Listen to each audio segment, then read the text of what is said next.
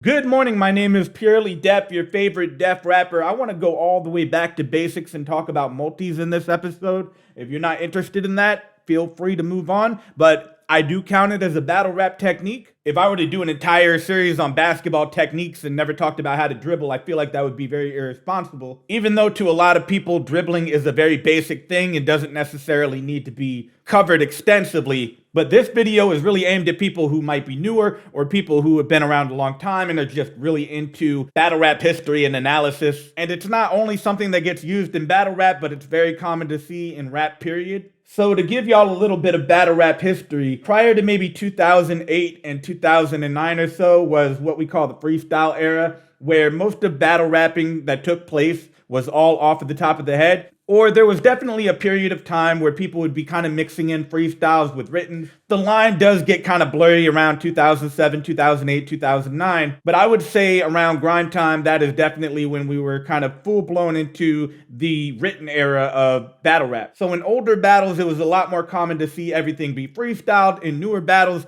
almost everything is pre-written.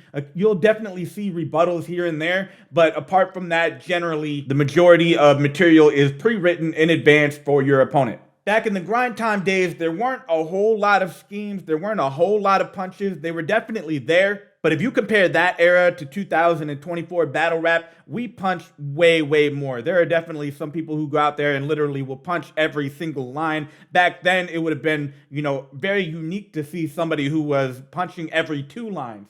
But in the grind time era, there was definitely a period where a lot of people were kind of just battling by using multis. So I think it is a very valid battle rap technique. There's nothing wrong with it. I think it can still be effective today as long as you do it correctly and probably that you don't overdo it. So for people who don't know, multi is basically a short way of saying a multi-syllabic rhyme, and multi-syllabic is just a fancy way to say multiple syllables. So real quick example, here's three different multis: higher power, entire hour, fire flower. It's pretty clear, I think, what is going on here. We have on the left side, higher, entire, and fire, and these things all rhyme with each other. And then on the right side, power, hour, and flower also all rhyme with each other. And at the core, that is all a multi is having multiple syllables that rhyme with each other. What you see here is two different words, but actually it's four different syllables: higher, power. However, this can be really limiting, and the more that you limit the words that you're allowed to say, the harder it is to make coherent sentences and write really good punchlines or schemes or whatever. So very commonly in both rap and battle rap, we will have slant rhyming. So another example might be Eisenhower. If you hear everything together, higher power, entire hour, fire flower with Eisenhower, it's not that obvious that I'm kind of doing a slant rhyme right there. Technically, I'm rhyming Eisen with higher, entire, and fire. The key here is that I'm kind of putting the emphasis on the I sound and not very much emphasis on the sound. And maybe you can kind of like construct this in a way that you're talking about maybe Mario. Something like Mario get a fire flower and climb a tower while fighting Bowser. So I want to show a quick clip of a battler named NoCanDo. This was back in the freestyle era. He does a mid-round rebuttal. It's an incredibly impressive rebuttal to me. I think if you were to ask any of the old heads that were around back in the Scribble Jam era, they would have told you that NoCanDo was one of the scariest people in battle rap back then. Unfortunately, he is not as well known today, which is why I wanted to give him a little bit of a nod here. So let's go ahead and watch it. And you going against us? He's about 30 years old and he came here on a Vlodian bus. 25. You're 25? I get my money live. You're a funny guy. I'll punch you in the eye till it's runny like eggs on the sunny side. Homie, I got the freestyles and rebuttals. So that to me was very impressive. Not only is he freestyling everything, he has multiple different multis. I mean, like his internal rhymes are crazy here. And on top of that, he kind of has a punch in here as well, completely off the top of his dome. The setup doesn't fully make sense. Obviously, you have the rhyme 25, money live, funny guy. So right in that setup line, he has three different rhymes. And then he also has the rhyme runny like and sunny side. And this is a little bit broken up, but punch you in the eye. I would technically consider this more of an internal rhyme than a multi. But punch here kind of rhymes with fun, run, sun. And then of course it ends with the I. And those are the two parts of the rhyme that get emphasized the most when he says them. So this entire thing comes off really clean. And if you're battle rapping and you're using multis as the thing that you're trying to get the crowd to react to, I think the most important characteristic is that everything has to be very smooth and it has to be kind of related to each other. So if you ever go back and look at old grind time battles, you can tell they're basically taking the old freestyle style of battle rap and kind of evolving it into what it becomes today. Now, I would be committing a battle rap sin if I did a whole thing on multis and did not talk about Bender. This entire series is really about a lot of different techniques that could potentially get a reaction from the crowd. In battle rap, you definitely have people who are punchers or schemers or anglers, and there's always a little bit of crossover. Everybody's gonna do a little bit of everything. Multis are a very fundamental part of rapping. Very few people rap without them. But I don't know if there's ever been a battler who is as well known for using multis to make the crowd react as Bender. So here's a clip from a 2-on-2 battle. This was definitely pre-written, not freestyled. I'll go ahead and play it for you. See, there was not a lot of hype for putting Rich Moss up on the flyer. Even when we said he's coming with his common law vagina. Twist! The Jewish community ought to ostracize you! You would have made the atomic bomb designer Dr. Robert Oppenheimer and his squad of top advisors want to side or compromise with all the Nazi occupiers. I would argue that out of the thousands or even millions of multi-segments that are in battle rap, this is the most well-known segment. So why is it so well-known? Why did the crowd react to it? It can't just be that he had multis, because multis are very, very common in battle rap. They're common in rap. They're one of the first things that a lot of people learn. So the first thing that will make people react to a multi is the length of the multi. 2 and 3 syllable rhymes don't tend to be that impressive in battle rap. Again, because they're done a lot more commonly.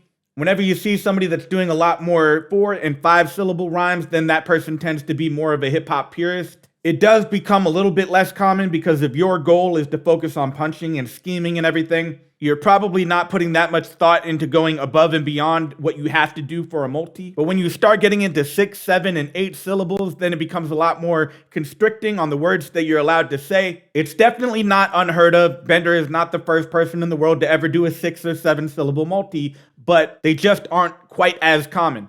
In this particular rhyme scheme, it is a 6-syllable multi, Robert Oppenheimer. So number 1 for things that make multis more impressive is the length of the multi. Number 2, chaining together multis. When you can follow one multi with another multi with another multi without any real filler in between, that would be chaining it together. I think it's really apparent in this part right here, which is the thing that probably grabs a lot of people's attention. Atomic bomb designer Dr. Robert Oppenheimer. Even the doctor in there is part of an internal rhyme that's meant to rhyme with Robert. He didn't have to have that there. He could have said the atomic bomb designer Robert Oppenheimer. But basically, this entire highlighted portion is all one sentence, and within it you have 3 different rhymes, not including the word doctor, which is within itself an internal rhyme. So maybe I could add a third point there.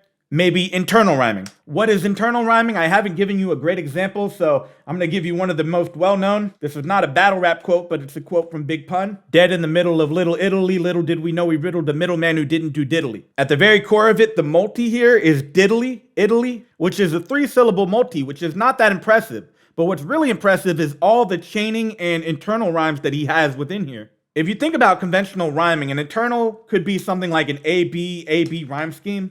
So for example, I went to the mall and bought a hat. It was too small, so I took it back. The internal rhyme is mall and small, and that would be the A for this A and B rhyme scheme. And then the B here would be hat and back. And it's not a perfect rhyme, but whatever. When you start getting into rap and hip hop, and especially battlers who are very good at using internal rhymes, it's very difficult to describe exactly what they do in terms of A, B, C, D, whatever. Technically, the word diddly, that's a 3-syllable rhyme. So out of that, you can kind of break it into 3 different parts. So the way Big Pun does it, if you notice, there's really only 2 times where he has a perfect rhyme, Italy and diddly. Everything else is an internal rhyme, but he still picks the same sounds that he has within those multis to kind of use as internal rhymes. Middle rhymes with little, which rhymes with iddle from Italy, and diddle from diddly. So even within this really tiny segment, he kind of has a short I sound 10 times. And then you kind of have a long E sound around 3 or 4 times. The 4th thing that will make multis more impressive is making all the content relate to each other. For example, the atomic bomb designer, Robert Oppenheimer, Nazi occupiers, and Holocaust denier are all relevant to World War II. So he's not just picking random things that rhyme together. These things that rhyme together are all related. And somehow it's even more impressive if you can have an adjective that describes a noun. I don't know why, but it just seems cool that the guy who designed the atomic bomb, Robert Oppenheimer, has a name that rhymes with atomic bomb designer. And then finally, I'm going to say how smooth it is or how natural it sounds. Now, 4 and 5 are similar, but they're not the same. Why? Because one time he said something like, why would they place a Tyrannosaurus Rex versus Alanis Morissette? Now, these two things have absolutely nothing to do with each other.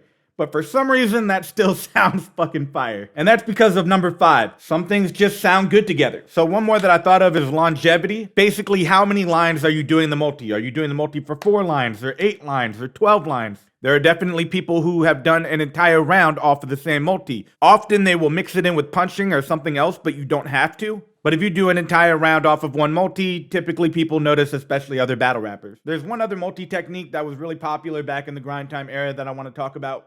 It was kind of common to see people compare people to other celebrities and then take that celebrity name and make a multi out of it in order to describe what their opponent looks like in an insulting way. I'm not sure whether Thesaurus was the first person to ever do that technique, but I think a lot of people credit him for making it popular. So one example from him was "You look like James Vanderbeek" on 8 grams of tweet. James Vanderbeek, if you don't know, is the guy from Dawson's Creek, basically saying that his opponent looks like the guy from Dawson's Creek if he was on drugs. Or a very similar example from Marv 1, except he's talking about his opponent's girl, basically saying that she looks like Ricky Bobby, but with Biggie's body. But in both examples, you have a celebrity or a character that everybody, kind of knows. And then you try to write out as many different multis as you can for that name, and then find one that kind of ties together in a way that can come across insulting. Fresco actually said this one to Thesaurus, basically kind of making fun of him for doing this. So the quote here is out of context. He's really kind of making fun of Thesaurus for coming up with bars like this. But as I mentioned earlier, I feel like the more syllables you have in your rhyme or in the celebrity name,